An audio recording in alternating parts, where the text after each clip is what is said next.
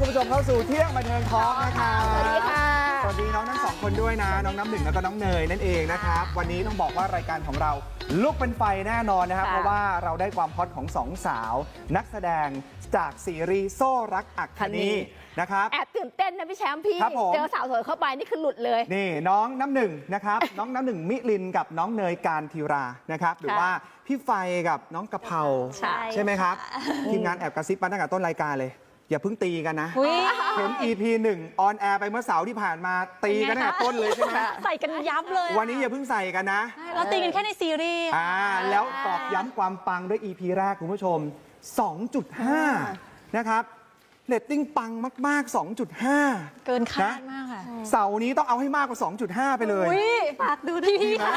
ผู้ชมทางบ้านทุกท่านเปิดด้วยนะคะ นี่นะฮะ เพราะฉะนั้นเดี๋ยววันนี้คุยกันตลอดทั้งรายการกับความฮอตของสองสาวนะพี่ ใช่ได้เลยเริ่มต้นคำถามแรกเลยกับน้องน้ำหนึ่งนะ เห็นบอกว่าตอนแรกนี่คือแบบคือบ้านวันทีนิดหนูเป็นอีพีสุดท้ายหมายถึงว่าเป็นแบบเวอร์ชันสุดท้ายของบ้านวันทีมานิดแล้ว เป็นเรื่องที่สี่ใช่ เป็นยังไงบ้างหนูได้ไปแจมกับทั้ง 3 บ้านมา อุ้ยสนุกมากเลยค่ะถ้าใคร ครับ ที่แบบได้ติดตามมาตั้งแต่เรื่องแรกก็จะเห็นได้เลยว่าแบบเราทัวร์ทั่วไทยกันจริง ๆ ค่ะโลเคชั่น เหนือใต้ออกตกก็คือเราก็ไป ค่ะ ไปกับเขาตอน ค่ะ เขาอยู่เหนือเราก็ไปตอนเขาบูกันเราก็ยังไปอยู่ตอน ครั เขา บ ไปวังกัน เราก็ไปด้วย ไปปรากฏทุกเรื่อง ถูกต้องว่างงานนะน้องไป น้องไปว่างงาน ไปอยู่กับพี่ๆทุกเรื่องก็สนุกสนานค่ะ เออ ใช่ ไปมาแล้วทั้ง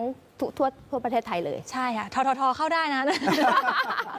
คือพอได้ไปแจมหลายเรื่องเนี่ย ครับ มีแบบความรู้สึกเกรงๆกับใครเป็นพิเศษบ้างไหม อุ้ย มีไหม ถ้าที่เกรงที่สุด ถ้าที่ทุกคนรู้กันก็น่าจะเป็นพี่อิงฟ้า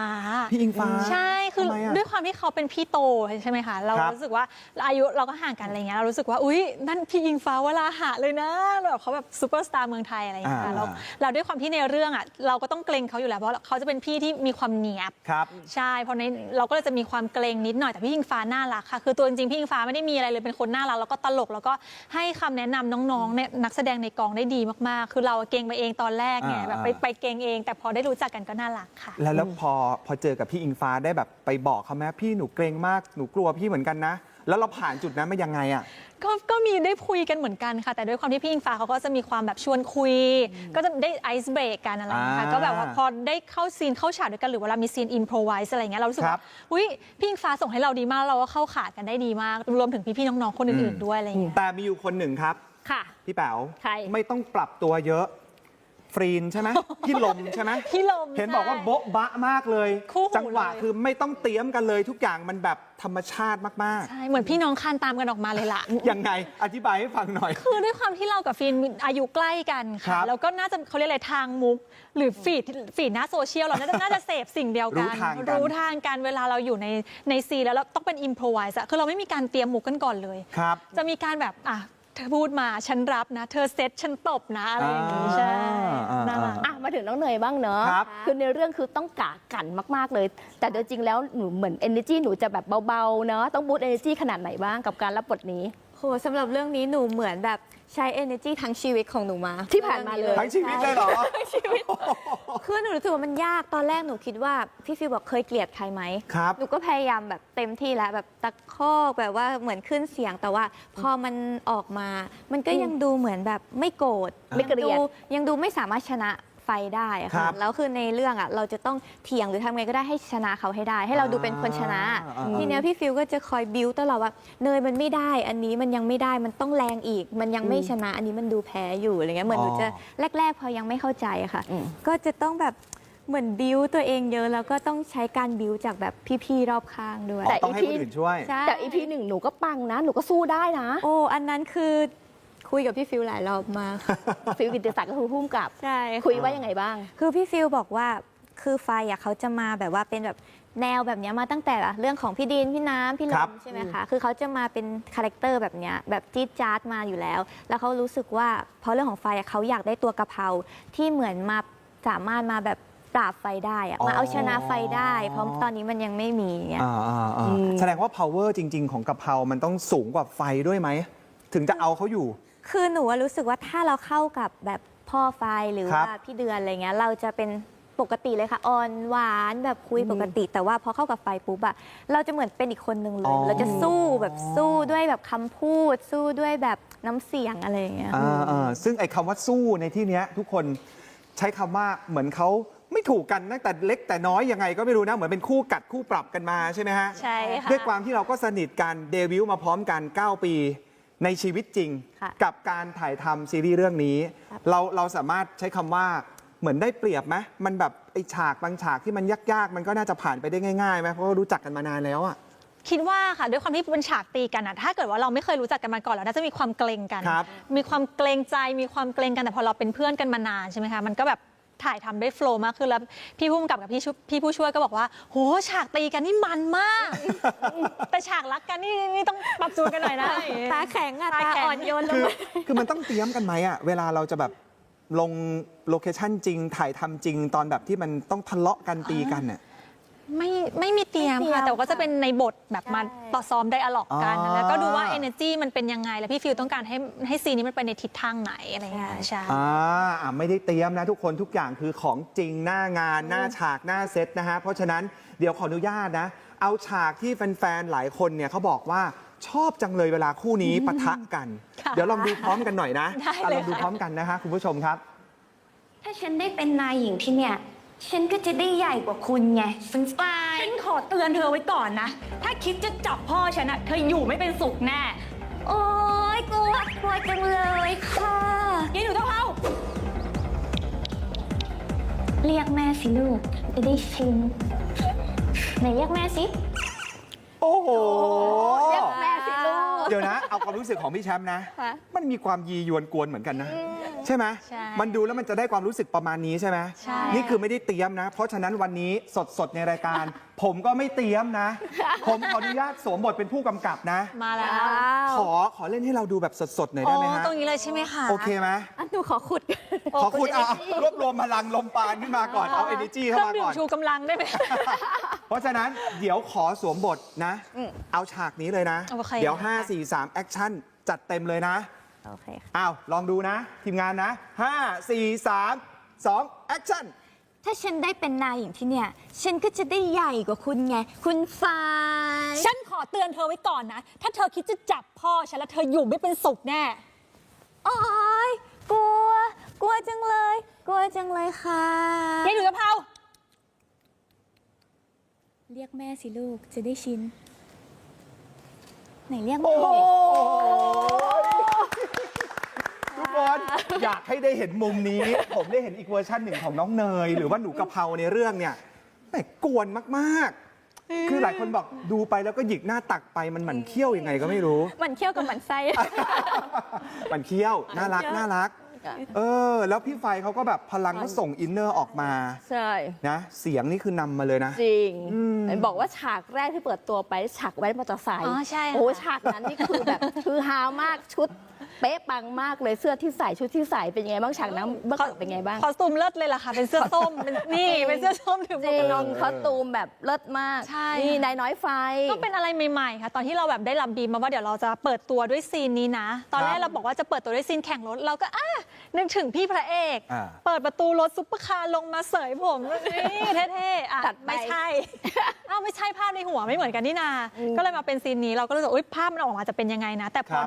ได้ไปถ่ายจริงๆแล้วไปถ่ายที่สนามแข่งจริง ๆ ด้วยค่ะ อ่า แล้วก็มีพี่ที่เขาเป็นนักแข่งรถแดร็กจริง ๆ มาเข้าซีนด้วย อ๋อ ใช่ เป็นไงพลังส่งมาถึงเลยไหม ใช่แล้วเสียงท่อคือแบบป๊าดคือทุกอย่างมันแบบมันส่งมากๆแล้วเรารู้สึกว่าวิซีนนี้มันต้องดีแน่เลยพอได้มาดูจริง ๆ ก็รู้สึกว่าวิมันเท่นะอีกรูปแบบหนึ่งเป็นการเปิดตัวนางเอกแบบใหม่ๆ โอ้โห ฟีดแบ็กเป็นยังไงบ้างอะ ทุกคนชอบเสื้อส้มมากเลยค่ะ ยังไงคะ เขาบอกว่ามันเป็นแบบมันดีมันเขาอยากได้เขาพูดอย่างงี้เขาอยากใส่เสื้อส้มบ้าง เห็นบอกเมื่อวันเสาร์ตอน First EP อ่ะ ค่ะ แฟนคลับบางคนเลือกที่จะใส่เสื้อแบบนี้มาเลย ใช่ค่ะเขาบอกเขาไปพรีในแอปออนไลน์มาเป็นเสื้อปุ๋ยเสื้ออะไรอย่างงี้สีส้มๆให้คล้ายๆ ก็เป็นผู้นำแฟชั่นอีกแนวหนึ่งไป ใช่ นะฮะพี่ไฟมีมอเตอร์ไซค์ มีมอเตอร์ไซค์ มีหมวกกันน็อกเท่ๆใส่นะฮะแต่ว่าเรื่องนี้ทั้งคู่เนี่ยจะมียานพาหนะส่วนตัว คู่ใจ ใช้คำนี้ได้เลยใช่ไหม ใช่ค่ะ เอาฝั่งน้องเนยก่อนดีกว่า น้องเนยปั่นจักรยานเป็นยังไง ต้องใช้พลังเยอะไหมลูก คืออันเนี้ยพ่วงกับถามว่า ปั่นจักรยานได้ใช่ไหม ครับ หนูว่าปั่นได้ค่ะ แต่ว่าให้คนซ้อนไม่ได้ ทำไมอ่ะ เพราะว่าไม่แข็งขนาดนั้น คือ หรอ สามารถรับได้แค่ตัวเองคนเดียว จักรยาน2 ล้อเนาะไม่ใช่4 ล้อนะ สองล้อ นี่อ๋อด้วยความที่พื้นมันขรุขระด้วยใช่ไหมครับ คือพื้นมันเป็นหินนะคะ แล้วเราต้องขับแต่แบบพื้นที่เป็นแบบเนี้ยตลอด อ่า แล้วคือผู้กำกับบอกว่าเราอ่ะต้องดูแบบชำนาญมาก แต่ว่าพื้นที่เป็นหินอ่ะภาพหนูก็จะเป็น ยากอยู่ ใช่ มันไม่ ก็ต้อง แบบไม่เรียบ ก่ง ใช่ไหมปั่นจักรยานแบบนี้หมดพลังไหมเนี่ยกว่าจะเข้าแต่ละฉากเนี่ย ไอ้ปั่นจักรยานไม่เท่าไหร่แต่ว่าฉากเนี้ยอย่างปั่นจักรยานเราต้องมาล้ม อ๋อ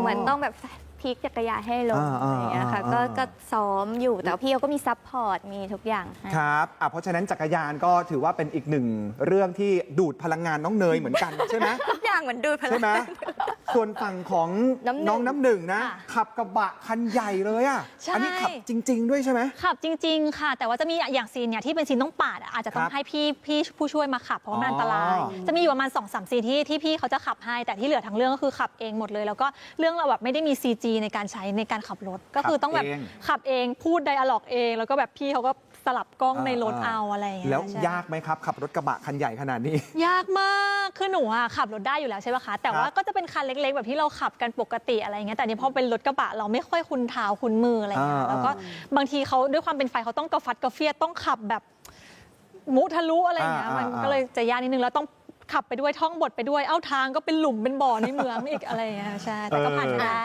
เอาได้เห็นความทุ่มเทของ ใช่ ทั้งคู่ ในเรื่องนี้ต้องไปถ่ายที่เหมืองด้วยนั่นแชมป์ ครับ เป็นต้องไปถ่ายที่โรงโม่หินด้วยเป็นยังไงบ้างตากแดดตากลมแบบว่าสุดฤทธิ์เลย ใช่ค่ะ เป็นโลเคชั่นที่จำไม่ลืมเลย ถูกไม่ลืมเลยค่ะให้ที่หนึ่งเลยล่ะค่ะเนี่ย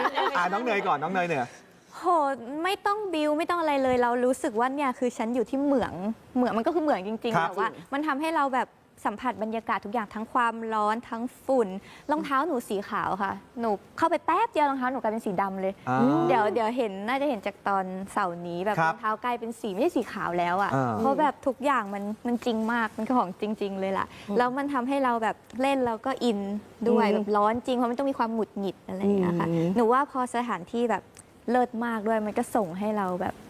ทำได้ดีขึ้น มันก็อินใช่ไหม ใช่มันก็อิน น้องน้ำหนึ่งล่ะคะ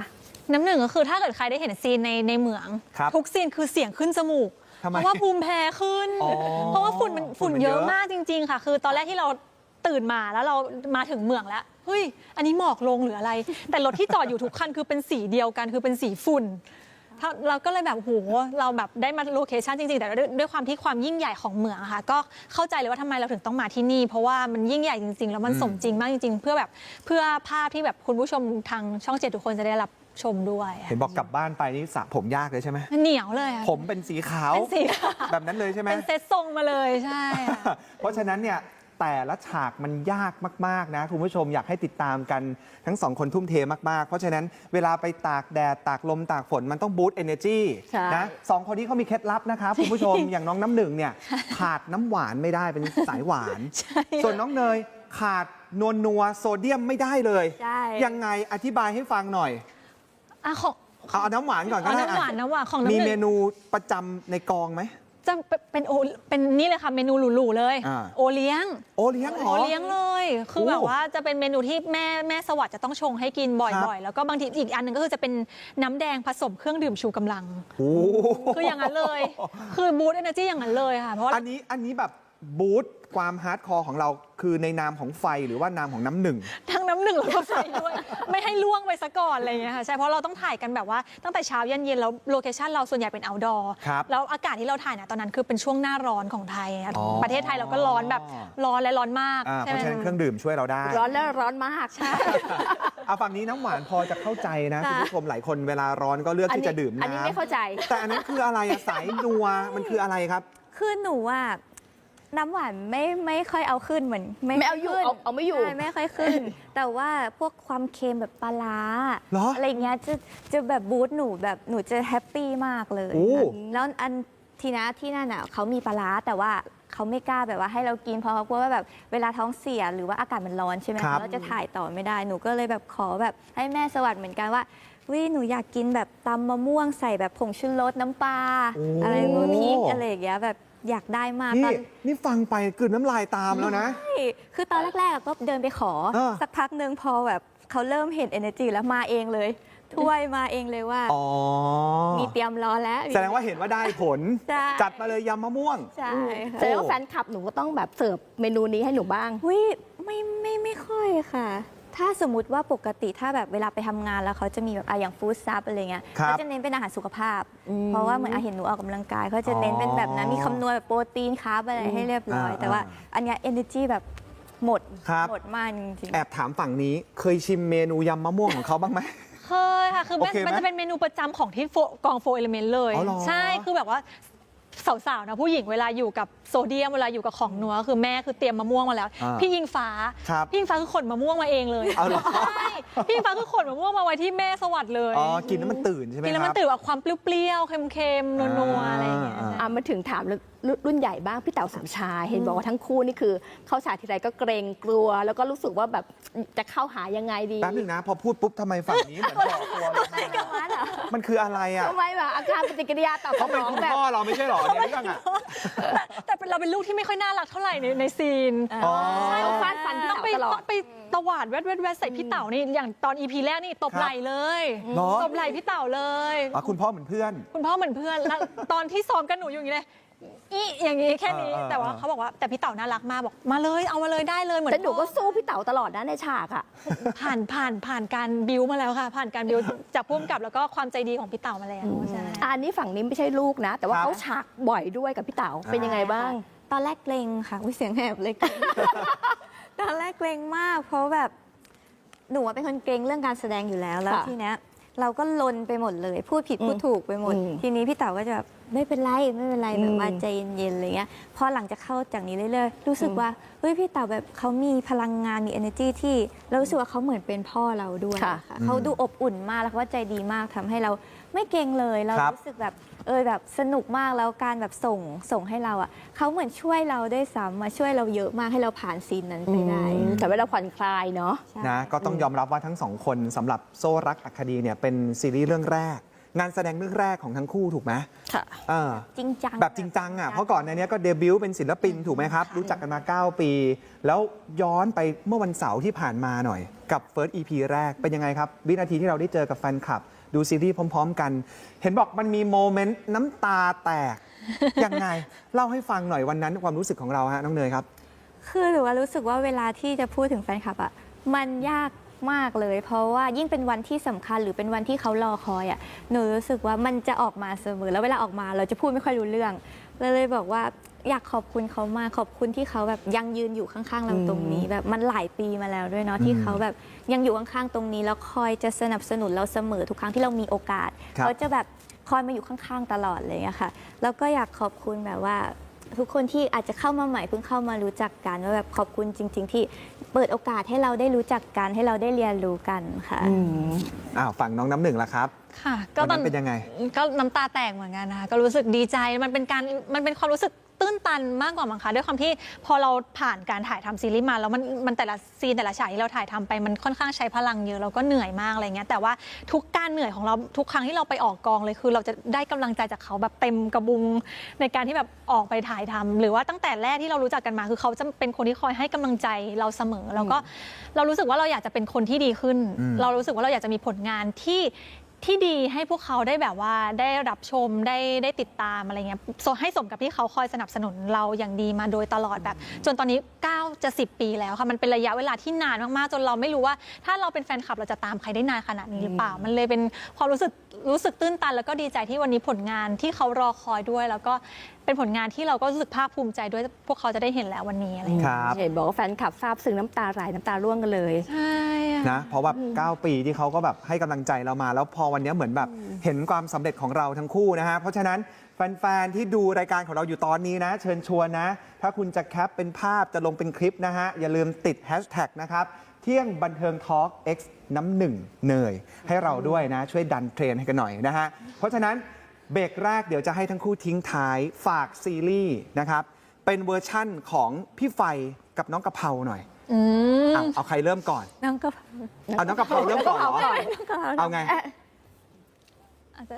ได้เลยเอาพี่ไฟก่อนก็ได้ฮะ หนูก่อนก็ได้ค่ะว้ายเป็นไฟเหรอคะ ทุกคนดูซีรีส์เรื่องโซ่รักอัคคณีด้วยนะ ถ้าเกิดทุกคนไม่ดูอ่ะ พี่ไฟจะเสียใจเป็นจำนวนมากเลยนะ ไม่กล้าดูไม่กล้าดูกลัวแม่ตี อ้าวน้องกะเพราครับ ของหนูเป็นน้องกะเพราเวอร์ชันอยู่กับคุณลุงอัคนีละกัน ได้ อ๋อ อยู่ เป็น กับ น่ารัก พี่เต๋า น่ารัก อืม ค่ะก็ทุกคนคะอ๋อทุกคนคะฝากซีรีส์เรื่องโซ่รักอัคนีด้วยนะคะ ทุกวันเสาร์เวลา20:30ทางช่อง 7 HD ฝากดูด้วยนะคะ นี่ โอ้โห โอ้ยน่ารักมาก ๆ เลยนะ เอาแต่ว่ารายการยังไม่จบนะ เดี๋ยวช่วงหน้าต้องกลับมาคุยกันต่อนะครับ ย้อนรอยกันหน่อยไทม์ไลน์ในอดีตกับการเดบิวต์เป็นศิลปิน และรู้จักกันมา 9 ปีอะทะเลาะกันบ้างไหม เห็นว่ามาทะเลาะถึงขั้นเสียน้ำตาก็มีนะคู่นี้ เดี๋ยวกลับมาฟังกันครับ เที่ยวบันเทิงทอล์คครับ กลับมาติดตามเที่ยงบันเทิงทอล์กกันต่อนะครับ ยังอยู่กับน้องน้ำหนึ่งแล้วก็น้องเนยนะครับ ค่ะ เดี๋ยวต้องมาฟังคำตอบจากทั้งคู่ว่า จริงหรือไม่เคยทะเลาะกันจนถึงร้องไห้นะแฟนคลับรอฟังแล้วนะ แต่ก่อนที่จะ เกรง ก่อนที่จะให้ตอบคำถามนี้นะฮะ ขอพาทุกคนย้อนกลับไปณวันที่เราเดบิวต์นะ ค่ะ ตื่นดื้อดื้อดื้อดื้อตื่นดื้อ เอ๊ะท่าอะไรคะเนี่ย อะไรประมาณนี้ ท่าอะไรคะเนี่ย ใช่ไหมปั้นคุกกี้กันทั่วบ้านทั่วเมืองเลยตอนนั้น ยังไงครับ ณ วันนั้นเป็นยังไงบ้างกับการเดบิวต์เป็น BNK48 ในวันนั้น รุ่นที่ 1 เนาะ ใช่ค่ะ ตั้งแต่ปี 2017 ใช่ไหมครับ ตอนนั้น 17 ค่ะ ใช่ตอนเดบิวต์2017 ทั้งคู่เข้าไปอยู่ใน BNK48 ได้ยังไงอ่ะ น้ำหนึ่งก่อน อ๋อน้ำหนึ่งก็ออดิชั่นเข้าไปค่ะ อ่า ใช่ ออดิชั่นเข้าไปเพราะเขาเปิดประกาศอะไรเงี้ย แล้วด้วยความที่เราอายุจะเลยอยู่แล้วอะก็เลย อุ๊ย หรือนี้น่าจะเป็นรถไฟขบวนสุดท้าย ฟางเส้นสุดท้ายของฉันหรือเปล่า ก็เลยแบบตัดสินใจสมัครเข้าไปแล้วก็ได้ผ่านเข้ามาเป็น BNK48 แล้วน้องเนยล่ะครับ คือของหนูอะเหมือนรู้อยู่ข้างในคนเดียวค่ะว่าชอบเต้น อ่า และชอบเต้นเป็นแบบกรุ๊ปอะ อ่า เพราะว่าเราเหมือนดูแบบเกิร์ลกรุ๊ปอย่างเงี้ยค่ะ แล้วเราก็อยากมา แล้วทีนั้นเราเห็นใบสมัครใน Facebook แล้วเราก็เลยแอบสมัครพ่อแม่ไม่รู้เลยแอบอยู่คนเดียว เพราะเขาให้ส่งแค่แบบรูปภาพ แล้วก็ส่งข้อมูลก่อนเนี่ยค่ะ นอกจากรู้อยู่คนเดียวแล้วแอบไปสมัครอยู่คนเดียวด้วย ใช่ค่ะ แล้วคนอื่นมารู้ตอนไหนตอนที่ได้เลยเหรอครับ ตอนที่ได้ผ่านรอบแรกค่ะ เราต้อง อ๋อ ไปที่แบบเจอตัว แล้วทีนี้หนูต้องให้พ่อกับแม่พาไป อ๋อ ก็เลยกลับไปบอกว่าต้องพาหนูไปหน่อย คุณพ่อคุณแม่ก็เลยได้รู้วันนั้นว่าลูกสาวชอบเต้น ใช่ค่ะ อ๋อ เพราะปกติแบบไม่ค่อยทำงานแสดงแบบว่าแสดงออกไม่ค่อยเลยค่ะ อ๋อ เขาก็จะคิดว่าเป็นคนขี้อายเพราะเวลาไปเจอญาติอ่ะก็จะไม่ค่อยชอบแบบไปเล่นไปอะไรชอบติดพ่อติดแม่ เอ๊ะไม่แล้วปกติหนูบอกหนูเป็นคนพลังงานน้อยแต่หนูชอบเต้นอ่ะแสดงว่าตอนเต้นหนูจะจอยมากใช่ไหม ใช่ค่ะ คืออ อ ทุกคนจะพูดว่าตอนเต้นกับตอนไม่เต้นต่างกัน เหมือนเป็นคนละคน อ๋อเ ตอนเต้นคือ energy หนูจะแบบบูสต์มาเต็มพลัง สนุกกแบบมั่นใจมากแต่พอเต้นเสร็จแล้วต้องพูดก็จะแบบ ตอนนั้นคือจะมีคำนำหน้าว่าเมมเบอร์เป็นยังไงบ้างรู้สึกไงบ้างเป็นไอดอลสาวที่แบบว่าตัวสมัยนั้นยุคนั้นนี่คือใหม่มาก ๆ เลย ของหนูตอนนั้น คือสิ่งที่กังวลอย่างเดียวอะคือ ครับ วัฒนธรรมบางอย่างที่ในไทยเราอาจจะไม่คุ้นชินค่ะ ครับ อย่างเช่นแบบการเป็นเมมเบอร์แบบการเต้นการร้องเนี่ยหนูแฮปปี้มากๆเลยแต่สิ่งที่หนูกังวลคือ เวลาที่ทุกคนเริ่มพอจะรู้จักเราแล้ว ทุกคนจะแบบขอถ่ายรูป ครับ แล้วเราก็จะต้องแบบปฏิเสธว่าเฮ้ยได้นะ ไม่ได้ คะแบบด้วยความมันเป็นกฎอะแต่เราก็จะมีความกังวลว่าเฮ้ยฉันเป็นใครเนี่ยฉันเป็นแบบเด็กตัวเล็ก ๆ แต่ว่าปฏิเสธทั้ง ครั ๆ บ ที่แบบพี่ๆแบบให้ถ่ายรูปกันได้ เพราะเป็นกฎเหล็กของ BNK เขาคือห้ามถ่ายรูป ใช่แล้วก็เป็นเรื่องใหม่ของแฟนคลับในเมืองไทยนะ ใช่ ตอนนั้นด้วย แล้ว ใช่ไหม น้ำหนึ่งอะคะคำว่าเมมเบอร์ ตอนนั้นเริ่มรู้สึกว่าเฮ้ยมันเหมือนเรามีหน้าที่อีกอย่างหนึ่งเข้ามานะตอนนั้นคือกำลังเรียนมหาลัยอยู่ค่ะ แล้ว ค่ะ กำลังอยู่ปี 2 แล้วมันเป็นคณะที่เรารู้สึกว่าเราเรียนหนัก แล้วพอมีความว่าเมมเบอร์เข้ามาเราเหมือนเราต้องเพิ่มการซ้อมเข้ามาก็คือปกติเราจะเรียนเฉยๆใช่ไหมคะแต่อัน ครั นี้ บ คือต้องมาซ้อมตกเย็นทุกวันต้องนั่งรถจากธรรมศาสตร์รังสิตเข้ามาซ้อมในเมืองอะไรอย่างเงี้ยหรือว่าบางทีอยู่หอเบนเคจะอยู่แถวศรีนครินทร์อีกนิด ครับ จะออกสมุทรปราการอยู่แล้ว อ่า แต่เราต้องไปเรียนที่ธรรมศาสตร์รังสิตอย่างเงี้ย ไกล ค่ะ มาก ไกลมากแล้วคือมันยากมากเราด้วยความที่เราเรียนคณะวิทยาศาสตร์สายวิทยาศาสตร์ มันก็จะไม่ค่อย flexible เท่าไหร่สำหรับการทำงานในวงการบันเทิงอะไรเงี้ยณช่วงตอนนั้นคือเลยรู้สึกว่าทุกครั้งที่ไปออกรายการสัมภาษณ์อะจะมี2เรื่องที่ร้องไห้คือเรื่องแฟนคลับกับเรื่องเรียน ค่ะ คือพูดถึงไม่ได้เลยคือแบบเซนซิทีฟมากนะตอนนั้นเพราะว่ามันเหนื่อยมากจริง ๆ อะไรอย่างเงี้ย นะแต่ก็ผ่านมันมาได้นะ เป็นรุ่นแรกของ BNK48 นะฮะ แล้วตอนนั้นเห็นบอกมีฉายาด้วยนะ เขาตั้งเป็นแบบ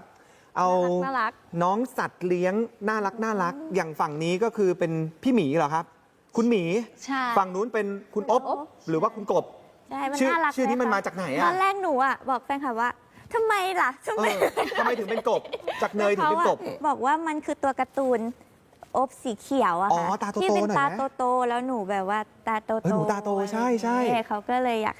เรียกแบบนี้ อ่า แล้วก็เลยโอเคพอเขาอธิบายโอเคเข้าใจได้ แล้วทางนี้ทำไมถึงเป็นคุณหมีครับ เพราะว่าเป็นแก้มขีดค่ะใช่แล้วคือใน BNK ทุกคนจะเป็นสัตว์หมดเลย ทุกคนเขาจะมีฉายาเป็นสัตว์ เราก็จะเป็นคุณหมีว่าเป็นแก้มขีดมันจะมีลินอะไรอย่างงี้ใช่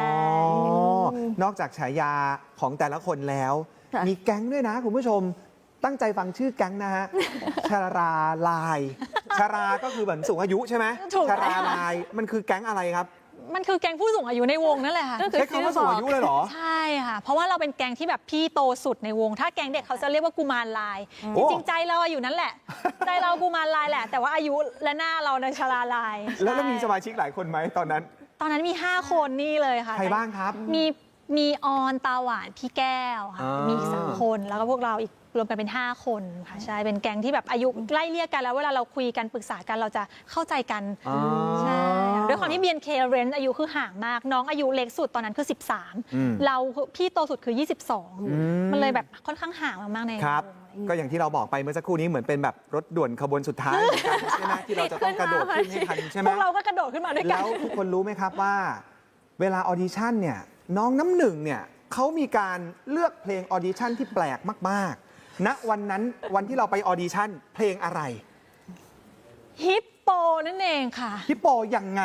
ฮิปโปโอ้โห ตัวมันใหญ่ มันเดินอุ้ย อ้ายมันเดินอุ้ยอ้ายประมาณนี้ค่ะ เดี๋ยวนะนี่มันเพลงตอนรับน้องหรือเปล่า คือจริงๆอะหนูเตรียมทุกอย่างไปเยอะมากคือเตรียมเพลงอื่นเตรียมร้องเพลงเตรียมเต้นอย่างอื่นไปแต่ว่า อ๋อ ตอนที่เขาตัดมาในรายการอ่ะเขาตัดมาแต่เพลงฮิปโป จริงเหรอ ใช่คือคณะกรรมการถามว่าหนูอยู่มหาลัยหนูทำอะไรบ้าง อ่า หนูก็เลยบอกอ๋อหนูเคยเป็นแกนสารของภาคสาขาวิชา สันทนาการ เป็นสันทนาการเขาบอกอันไหนลองสิเราก็เลยลอง อ่า แล้วก็เลยคิดว่านี่เขาน่าจะเลือกเพราะอันนี้แหละ เอาเหรอมีเต้นด้วยไหมวันนั้นมีเต้นด้วยไหม มีค่ะ เอาเหรอ อยากดูไหมอยากดู เดี๋ยวไปหาดูย้อนหลัง เป็นดิจิตอลฟุตฟิตฟอร์ไฟนะ วันนี้เป็นที่ไฟวันนี้ขอเท่ก่อน ใช่ก่อนค่ะ อ่า กึ่งก่อนค่ะ เห็นทั้งคู่ตัวติดกันขนาดนี้ แต่ ครั ก็ บ มีข่าวเรื่อยๆออกมาว่าทะเลาะกันจริงหรือไม่ เฮ้ เฮ้ ย ย เอาไงดีล่ะ เอาไงดีล่ะ เอาละ เอาล่ะ ถึงขั้นตบกันจริงไหม ถึขั้นตบกันตบกัน เลยค่ะ โอ้ยตายเถอะ ต้องกลับกันไหมคะ ตบด้วยบีนี่ฮาร์ดโอ้โห นี่เขาตบได้มีฮาร์ดแต่ในซีรีส์นี่ตบกันด้วยอย่างอื่นนะ ต้องรอดูนะว่าตบแบบไหน ใช่ อ่ะก่อนสรุปกันทะเลาะกันจริงหรือไม่ มีไหมหรือเรียกว่าแบบผิดใจกันเล็กๆน้อยๆมีไหม คือ